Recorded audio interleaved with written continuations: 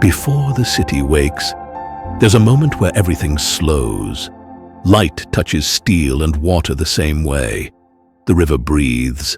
The clouds drift without urgency. No noise, no rush. Just a city suspended between night and day. This is Belfast, not as it moves, but as it feels.